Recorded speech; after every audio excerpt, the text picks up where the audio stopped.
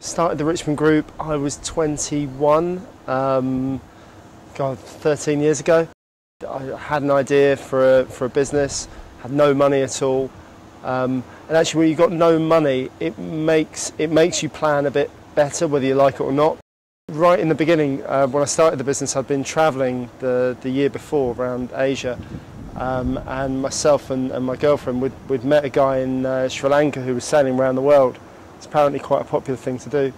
We'd got the bug for it, we got this idea in our head, and we'd spoken to him, and he'd said for £35,000 he'd taken, I think it was 2 years out, bought a boat, taken passengers on and sailed around the world. And that was it, we were sold, that's what we were going to do. So when we started the business, it was only really going to be a one-year thing, and the plan was to make 35,000. And I got a map, a laminated map of the world. We had it up, a whiteboard marker, dotted out the year, the sailing around the world. We dotted out in thousands of pounds. We had a little sticky boat, You kind of, as we made profit in the company, moved the little boat, Just kind of watched it, and it took us pretty much till the end of the first year to move that boat right around the world. But it was something that everyone saw, everyone who was in. I mean, I say everyone, there was 5 of us, but everyone in the office knew that was a big goal, a big plan, an ambition. But by the time the first year had gone by, kind of the business had become more the goal than the sailing had. So there were other challenges. So that kind of fell by the wayside. But just having a visual representation of what you're aiming for is so massively important. I've looked and studied and spent a lot of time trying to work out what it is that makes a tiny business like that so successful compared to, how many £10 million businesses grow at 200–300% a year. But to us, it was just natural. And there are a few things that tiny businesses do just naturally that big businesses don't do. And the first of those is to have really great communication of goals. So to know, for everyone in the business, or everyone in the room, to understand what you're doing, more importantly, why you're doing it, what the desired outcome is, and to feel like you're actually getting somewhere, to know what the beginning point is, what the middle and the end looks like, and so that everyone there is adjusting their behaviour to get to that goal. The most important thing is you have to get incentives right. You have to make sure that the business plan means something to people. It's no good saying, oh, here's this plan, and if we do it, I'm going to make loads of money, it's my business, and I expect you all to do that because you love me. It's not going to work. So there has to be something in it for them. Bonuses are great, share incentives are great, all of that stuff's great. But also, there has to be a feeling of achievement, and that achievement will be celebrated, achievement will be recognised.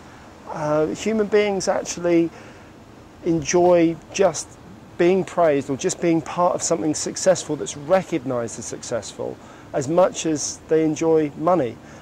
At the end of the day, most people, once they've got enough money for somewhere safe and comfortable to live and food in their belly and clothes on their back, most of what you spend your money on is a feeling of value.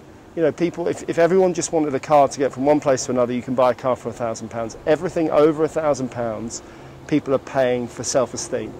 And actually, you can give people that self-esteem in its purest form by making them a part of a team that does something, that means something, that is successful.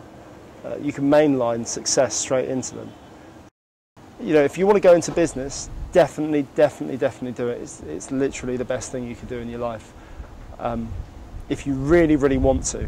Not just if you want to be rich, not if you want the end product, because by the time you get there, you'll realise that actually business has swallowed you anyway.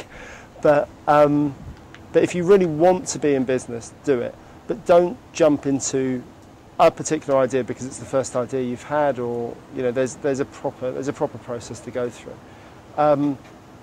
So my first thing is actually bounce it off some people who aren't trying to be nice about it. As far as possible, someone who knows something about the industry.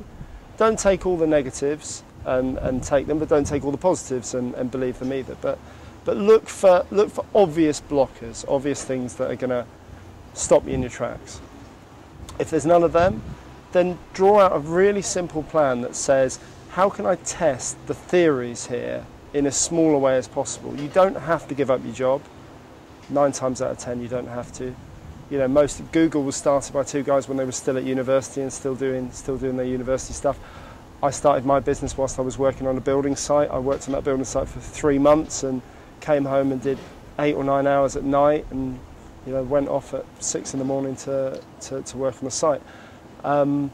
You can do it. You can do two at once if you really, really want it. And if you don't really, really want it, you're probably not going to have the staying power to actually get to where you need to be anyway.